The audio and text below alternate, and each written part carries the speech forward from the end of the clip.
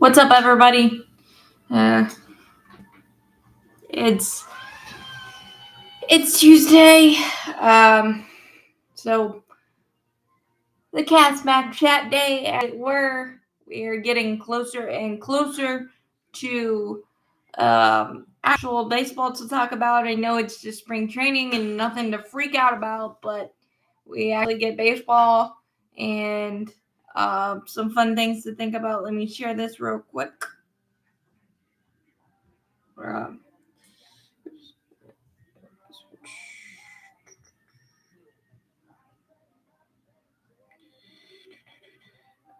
So yeah.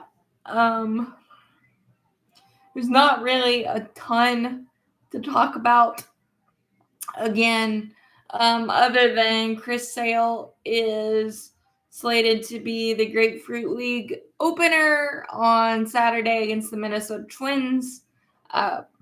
We added Buck Farmer on a non-roster invitee.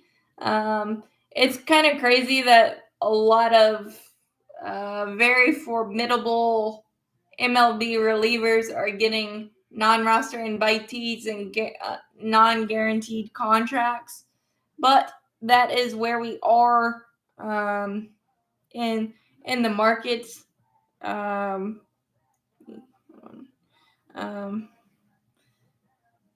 But I think Buck Farmer could be interesting, and that's a lot of guys in our bullpen. A lot of guys have a ton of potential and could be diamonds in the rough. We just don't know exactly what we're getting. But Buck Farmer did put up a 3.04 ERA with Cincinnati last year. Big time against righties. 44 strikeouts and 157 batters faced. So that's a thing. He's a little bit of a liability with lefties. But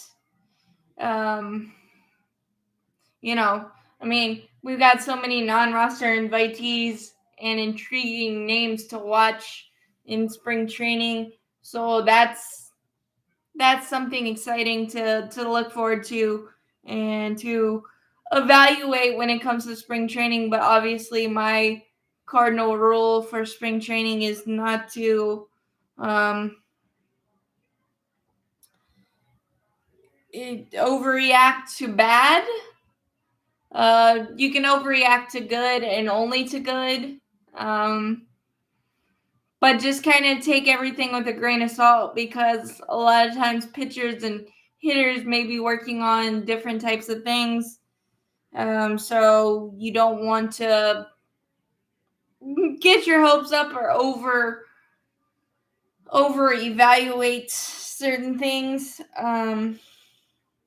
So that is just the cardinal rule that somebody told me years ago, and I've kind of stuck with that when it comes to spring training, because this spring training is the time to experiment with different pitches, different releases, different arm angles, even at times different hand positions when it comes to hitting and things of that nature. So just don't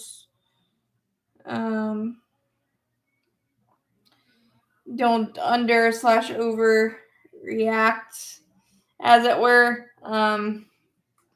But I think there's a lot of things to be excited about. And obviously there are big spring trainings for Grant Holmes and Ian Anderson, given that they don't have options.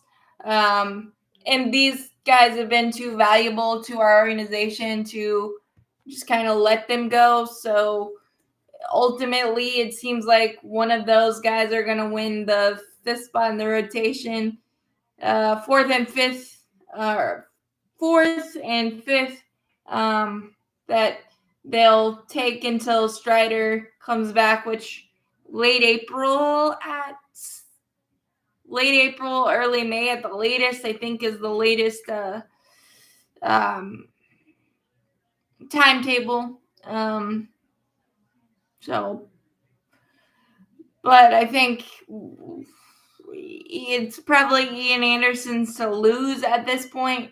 And I mentioned it in one of my other videos that his the axe throwing motion of his delivery is quieter now.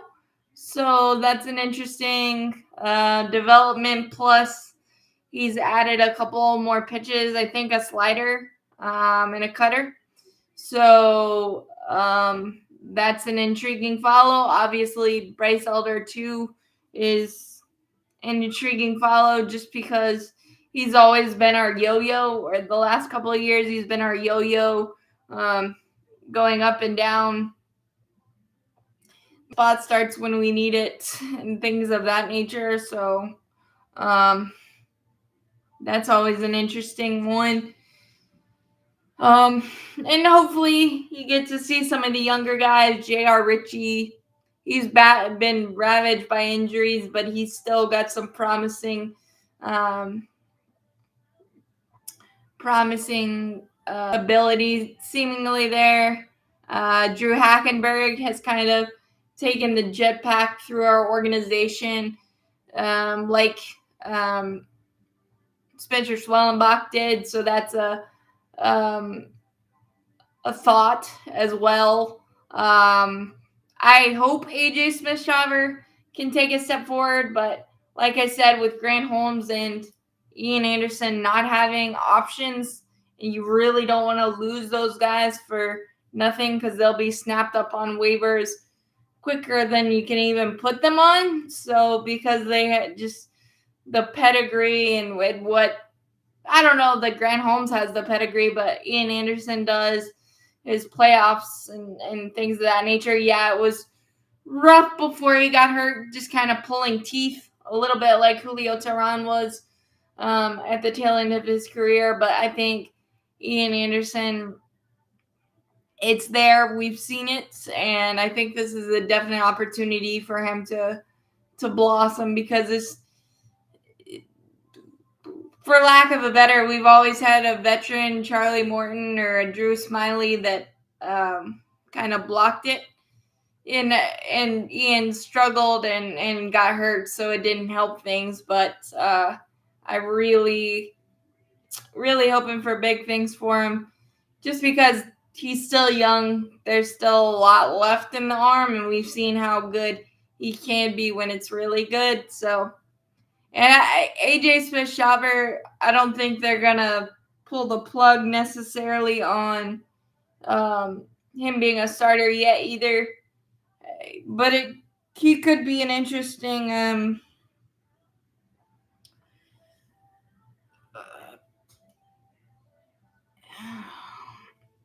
he could be an interesting bullpen long reliever type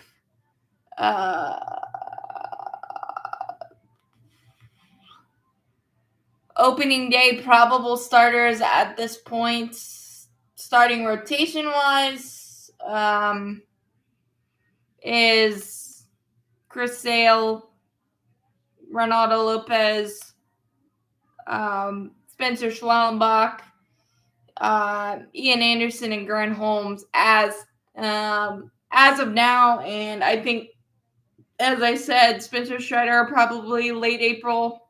So we'll need, it's probably, I think it's one turn or so through the rotation without Spencer Strider, and then either Ian Anderson or more likely Grant Holmes will go to the bullpen as the long man. Again, with a lot of our guys on our roster right now, not a lot of options, and you don't want to lose those guys for free necessarily. They're going to be on the roster. It's just dependent on the role. Like Eli White is going to take some. What's up, Hudson? Eli White is going to take some work in the infield and second base because he has no options. It's much appreciated, Hudson, because there's not a lot of stuff to really talk about again. Um, but Eli White is trying to up his versatility, and we really haven't had a utility type of guy since Martin Prado, so that would be really nice because our backup infielder right now, Nick Allen, that we acquired from Oakland earlier this offseason, I think. And maybe Eli White, as I was just saying, he's going to take most of his reps in. But also, we got that young kid from the Cleveland Guardians in the Rule 5 draft. Gosh, I'm blanking on his name right now. Hold on. Let me look that up.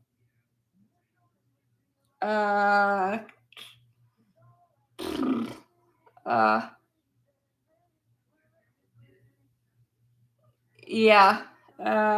That would be really fun because I like his speed and his ability to bunt and his ability to do different things. Let me see what that guy's name is. I know I have it here. Let's see.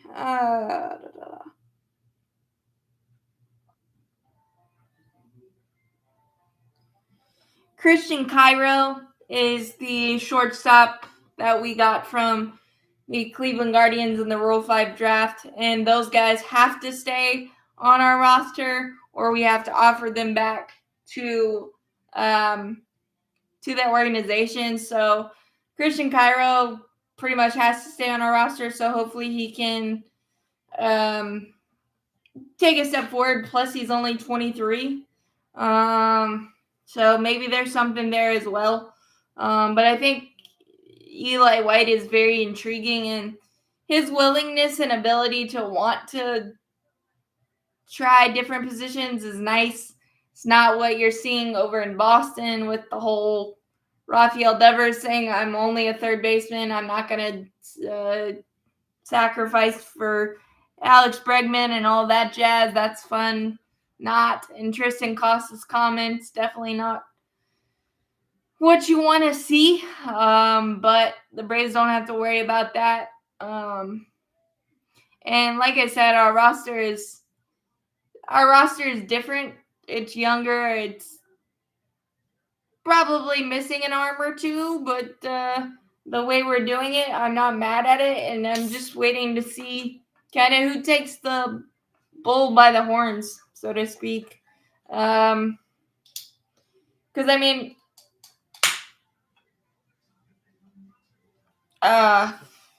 everything costs an arm and a leg now, especially if you're trading for certain pitching. But it's funny that like guys like Kyle Finnegan are still not signed, and Adam Ottavino and Buck Farmer are taking non-roster invitees, non-guaranteed contracts. These guys are formidable relievers that have gotten big outs in major league games before, so it's odd that that's kind of become a trend this year, but I'm not mad at it. I know I love Finnegan too, but like people are staying away from him for a reason, and I'm not sure what that reason is. Alex Anthopoulos did say that he hasn't necessarily found the Joe Jimenez replacement, and I don't think we have. But I don't know where you get it.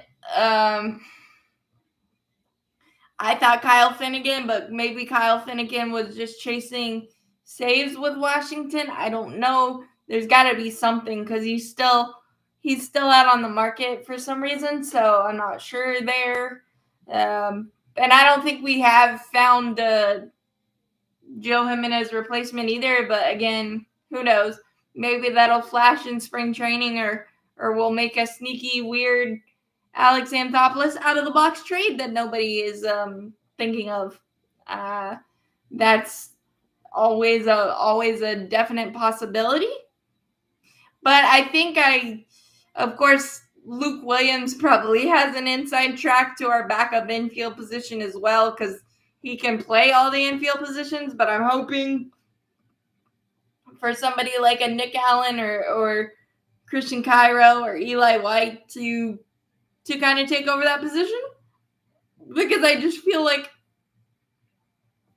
nothing against Luke Williams too much, but I just feel like he got a bit more of a chance with those other guys that I maybe mentioned. I don't know. Obviously, maybe we'll see how Nacho Alvarez does and if he opens some eyes more in spring training, as we kind of had to probably expose him more than we planned to last year with his call up with all the injuries and all the crazy, unfortunate crap that happened. So maybe Nacho will take a step forward. I'm really, for me, I'm really annoyed by the Sean Murphy hate.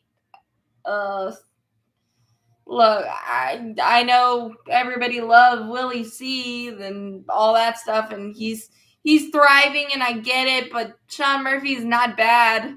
Like I don't get where the insane amount of hate for him is coming from. I haven't for a while. He had a disastrous oblique injury. Those things are impossible to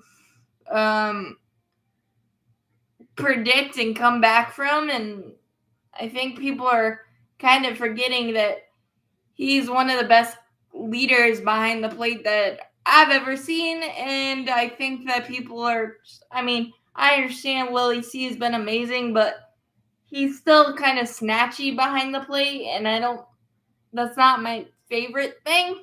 Obviously, it might not matter with an automated strike zone, but the calmness and the ability to work through a lineup, especially with a guy like Chris Sale that doesn't call his pitches. It's all on the catcher, and he just pitches. That's important too. Obviously, we'll see a little bit more of Chadwick Trump, but I really hope Sean Murphy shuts a lot of people up, because I'm always going to be a Sean Murphy fan. I'm very intrigued to see what kind of role Drake Baldwin will play. I really love him. He's ranked number 11 in baseball prospect wise. Somebody said it earlier.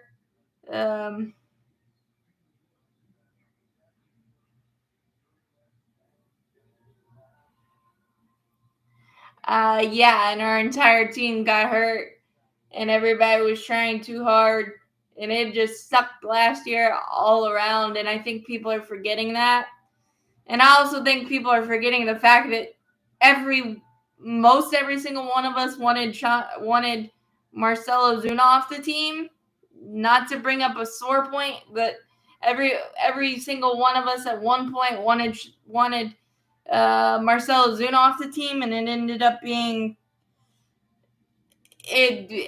that quieted down, and Ozuna was hitting 689 at one, or 81, and everybody was like, get him off, get him off, get him off. And Sean Murphy is still valuable even if he's not hitting to what we all want him to. So I'm just, the difference of that is mind-boggling to me. But I know that's what social media can do at times.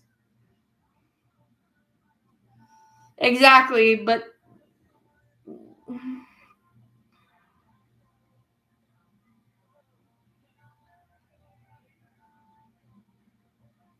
yeah. So I mean, it's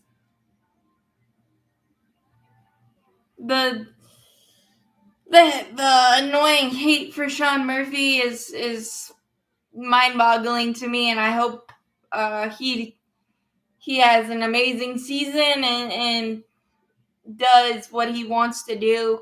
Everybody's got an extra fire under them because, as Hudson said, it stunk last year on so many levels. too many levels to count other than Marcell Ozuna and maybe Spencer Schwellenbach and Chris Sale. The rest of it was kind of just blech. So hopefully we're able to take a step forward, and just have be different.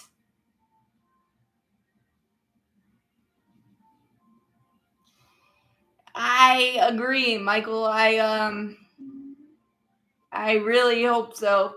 And I think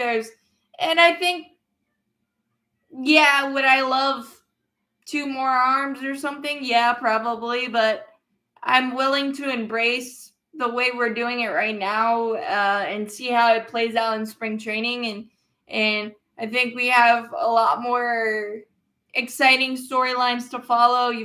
You had added Jurickson Profar and like the guys in the bullpen. Like I said, there's a lot of it really intriguing guys. Angel Perdomo, the 6'8", 265 from the left side. It feels like a Minter replacement, and he's already throwing. I didn't realize he was 6'8". So that is really intriguing. Obviously, Daysbel Hernandez took a step forward last year. Obviously, you hope his walks are down. But everybody's saying it's a steep drop off of after Iggy, Pierce Johnson, Dylan Lee. And yeah, it probably is, but there's again a lot of intriguing arms and Aaron Bummer as well. I know he did. It's like and you don't even want to do that on MLB The Show because you just feel like that's wrong in some ways to do it like that. it's fantastic, and I really hope he does what everybody wants him to. And I'm interested in Pilar as well. That righty we got from the Marlins in the Rule 5 draft as well. But again, like I said, those guys have to stay on our roster. Otherwise, we offer them back to the organizations. And I think Pilar, 92 to 95, his K rate was pretty solid as well. And I think I saw Perdomo's K rate before he got injured was 15.2 with the Pirates, so that'll play for sure. Again, there's a lot of unknowns, but also some exciting stuff. Bryce Elder will be an interesting one to me. I talked about it a little earlier, but I don't know if he can carve himself out a permanent position on the team, or he's going to just always be the yo-yo, or we get a trade or something for him to have like a change of scenery, because I just don't know. I want him to, but I don't know what exactly his role is.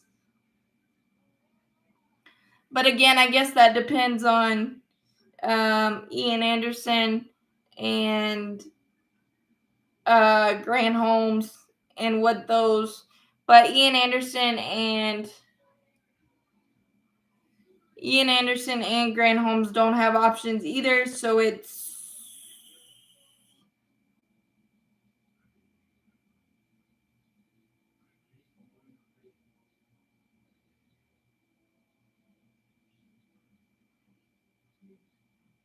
yeah.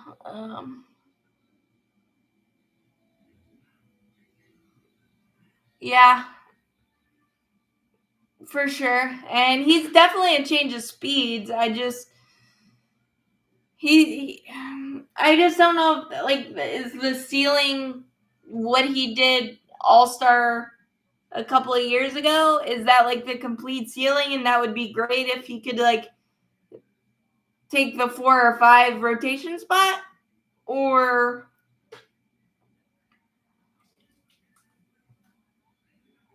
like you said, a trade chip or something, because being the constant yo-yo feels a little just unsettled. And I know that's part of the journey, but I just don't know. Like, I would love for Bryce to have a solidified role where you know what you're gonna get and you're gonna have a chance to win, but it's so kind of all over the place for him. And it has been since the magical first half from a couple of years ago. So it's just he's kind of hard to read. The change of speeds and being the crafty righty and that is definitely different. So he's like Bryce Elder is like the most disliked player. It feels like pitcher version of Sean Murphy, so to speak. And I mean he's one that I can never figure out. So that's why I kind of brought him up. But again, it's make or break for Ian Anderson kind of now too. Alex Anthopoulos did say he's got the inside track with not having any options. And like I said earlier, his axe throwing motion, as it were, seems a little bit more quiet, and he's added a couple more pitches to his repertoire. So he's going to be definitely intriguing to watch in spring training, along with Grant Holmes, just to see how he takes the step forward. Having a full year and working a full year, whether that be one turn through the rotation and into the Jesse Chavez longman type of role. Who knows? But I think we could be in a worse spot. Could we be in a better spot maybe with the rotation stuff? Probably, but you got a lot of younger guys too that I mentioned earlier. Sorry, the hair is just weird today. Drew Hackenberg has kind of taken a really big step forward. The jetpack that Spencer Schwellenbach took. J.R. Ritchie's an intriguing name. He's been ravaged by injuries, but still high on the radar. Sounds good. Thanks, Hudson. But yeah, I mean, there's not. Who am I forgetting? Hurston Waldrop as well. They've kind of tried to tear him down a little bit and work on his mechanics to make it look smoother and things of that nature. So we'll see what that means during spring training as well. Again, there's a ton of potential. There's not a lot of back of the baseball cards. Just talking about rotation stuff and potentials and the relievers and bullpen and the backup infielder, things of that nature. But it's no biggie. Charles. But yeah, there's a lot of, I mean, at least we're not in the Frankie Montas has a lat injury and will not pitch until about 6 to 8 weeks. So that leaves a void in the Mets rotation. Although I think they might just sign Jose Quintana. That's not official or anything, but it feels like that's the move for them because he was solid for them. And I would take that for the Braves, just the veteran type of guy. But it seems like we're going. Happy birthday, Charles. I hope it was a great one. But it seems like we're going the younger route right now. So just kind of embrace that and embrace the newness of that.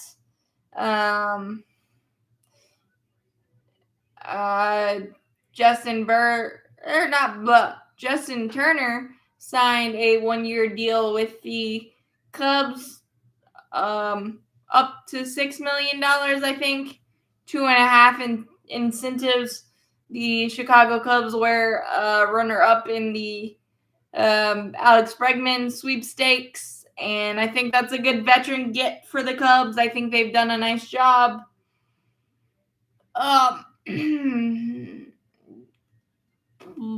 But the NL Central is kind of just a mishmash. All those teams could win it, could win the division. Honestly, they're all good in some areas. I wish the Pirates would have done more, especially with their one big acquisition, Spencer Horwitz from the Toronto Blue Jays, out 6 to 8 weeks with a wrist injury. I just wish they would have done more to address their lineup because their rotation is so good. A lot like the Seattle Mariners, who've done nothing.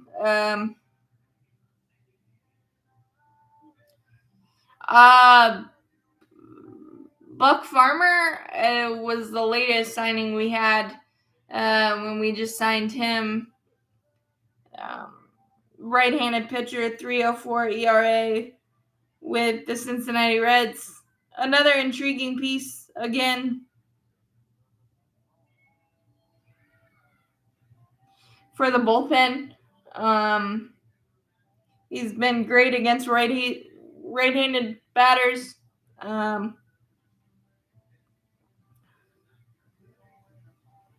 He had a 3.04 ERA in Cincinnati, which is pretty darn good. A 1.7 WAR for pitcher. Reliever is pretty darn good, so we'll see. But obviously, there's a little bit of a velocity drop, and we'll see with not a lot of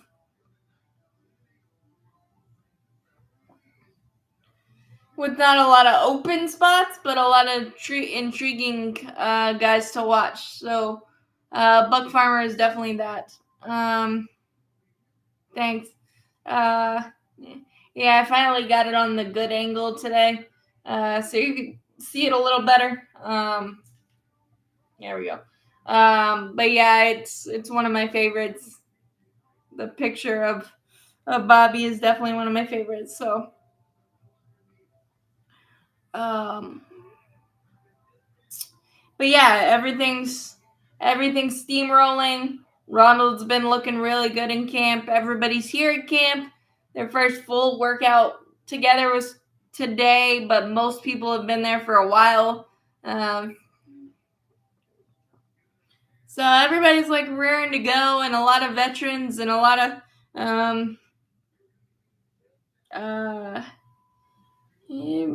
guys ready to get the bad taste of 2024